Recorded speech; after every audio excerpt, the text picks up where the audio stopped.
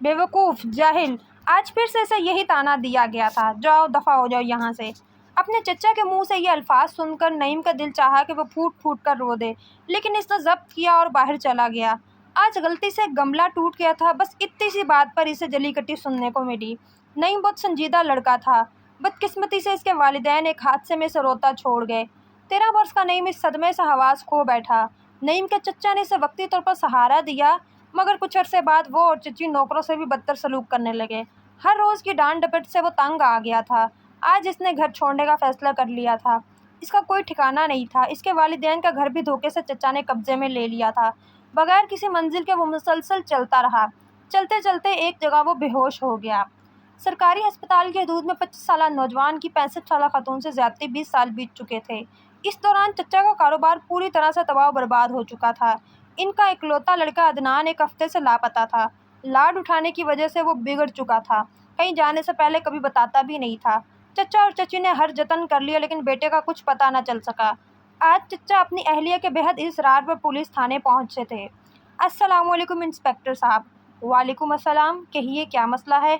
Inspector गौर से इन्हें देर तक देखता रहा। बात वो भी नोट कर चुके थे।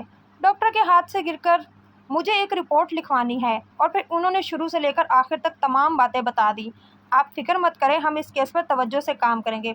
जी आपका शुक्रिया, ये कहकर वो उठ गए। चंद रोज़ बाद वो फिर पुलिस थाने पहुंच चुके थे। आज इनकी बेगम भी साथ थी।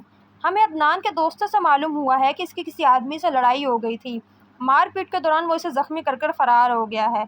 इतना कहकर इंस्पेक्टर ने एक गहरी सांस ली, फिर दोबारा बोले, तफ्तीश अभी जारी है। आप याद करें कहीं माजी में आपसे कोई गुनाह तो सरजद नहीं हुआ। इंस्पेक्टर की बात सुनते ही दोनों ने चौंक कर एक दूसरे को देखा। वो थाने से रुखसत हुए तो रास्ते भर वो यही सोचते रहे कि किस तरह हमारे जालिमाना सलूक की वजह से इनका यतीम भतीजा घर छोड़ कर चला गया। घर आते ही वो दोनों सजदे में गिर गए और रो रो के अल्लाह से माफ़ी मांगने लगे। चंद रोज़ बाद इंस्पेक्टर ने इन्हें फ़ोन किया। फ़ोन सुनने के बाद वो खुशी से चीखे, अरे बेगम जल्दी करो, हमारा बेटा मिल गया है। पुलिस इंस्पेक्टर ने हमें बुलाया है। ए अल्लाह तेरा एहसान है। इनकी बेगम अपने शाल उठाते हुए शुक्र अदा किया। पुलिस स्टेशन पहुंचते ही दोनों अपने बेटे को देखकर इससे लिपट गए।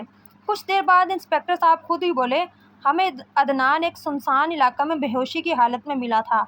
हम इसके एक साथी को भी गिरफ्तार कर चुके हैं। इसे पता चला कि जिस शख्स से अदनान का झगड़ा हुआ था वो असल में मनशियात का स्मगलर था। या अल्लाह तेरा शुक्र है, मेरा बेटा सही सलामत है। लगता है आपने अपनी गलतियों की माफ़ी मांग ली है और इस यतीम बच्चे ने भी आपको माफ़ कर दिया। क्या? वो दोनों बुरी तरह चौंके। घर वालों के नफ़रत अंगेज़ रवैये की वजह से वो लड़का घर से भाग निकला था। वो बेमकसद चलता रहा। इसका आसपास कोई ठिकाना ही नहीं था। आखिर इसकी नज़रों के सामने अंधेरा छाने लगा और वो एक घर की दहलीज पर गिरकर बेहोश हो गया। होशो हवास बहाल हुए तो इसने खुद को एक खूबसूरत से कमरे में पाया। इसके करीब 2 अजनबी मर्द औरत बैठे हुए थे। वो दोनों मियाँ बीवी थे। इन दोनों ने बड़ी मोहब्बत से बच्चे को देखा और इसकी देखभाल करने का फ़ैसला किया। फिर उन्होंने इसे अपना बेटा बना लिया। इसे आला तालीम दिलाकर पुलिस इंस्पेक्टर बना दिया।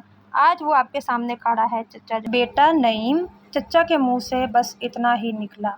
चच्ची शर्मिंदा होकर ज़मीन में गड़ी जा रही थी।